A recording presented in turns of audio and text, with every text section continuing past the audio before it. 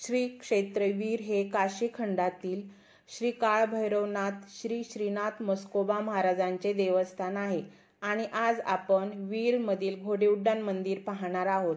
वीर धरणाकडे जाताना एक बोर्ड दिसतो आणि इथून साधारण 2 ते 3 किलोमीटर अंतरावर घोडे उड्डाण हे मंदिर आहे। या ठिकाणाबद्दल अशी कथा सांगितली जाते की कर्नाटकातील बेळगाव जिल्ह्यातील सोनोडी या गावात काही धनगर समाजाचे लोक मुबलक चारा पाणी पाहून गुरे मेंढरे इत्यादी घेऊन राहिली होती। त्या ठिकाणी भैरवनाथाचे जागृत देवस्थान आहे।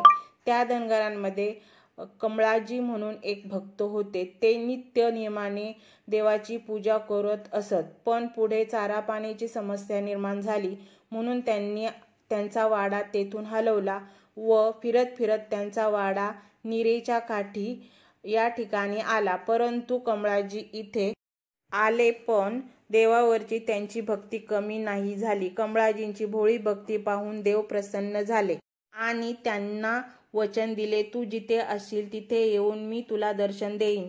आणि कमळाजींची भक्ती पाहून चिंतामणी घोड्यावर श्रीनाथ स्वारी बसून बोरवनात आली। साक्षात देव आलेले पाहून नीरा नदी गर्वाने दुतर्फा वाहू लागली। असा प्रकार देवांनी पाहिला। मग देवांनी घोड्याला टाच मारली आणि घोड्याने उड्डाण मारले। घोडा काळ्या खडकावर उतरला आणि त्याने नाचून नाचून त्याच्या चिंध्या केल्या। समोर आपल्याला आजही तो खडक पाहायला मिळतो। सध्या इथे श्रीनाथ देवांचे मंदिर आहे पाहायला मिळते। दर महिन्याच्या अमावस्येला इथे भंडारा असतो, तर श्रीनाथांच्या यात्रेदरम्यान हजारो भक्तगण या ठिकाणची दर्शनासाठी येत असतात।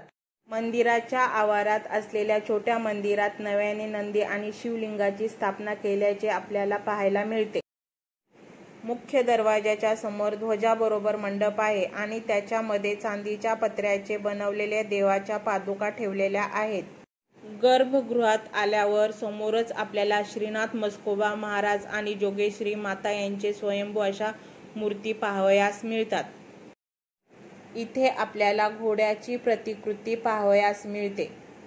इथून बाजूलाच देवाचा पलंग असून सकाळी 9 ते 10 सायंकाळी 5 ते 7 या वेळेत या ठिकाणी देवाला चिलीम दिली जाते। उड्डाण मंदिराबद्दल माहिती तुम्हाला कशी वाटली हे तुम्ही कमेंटमध्ये नक्की सांगा।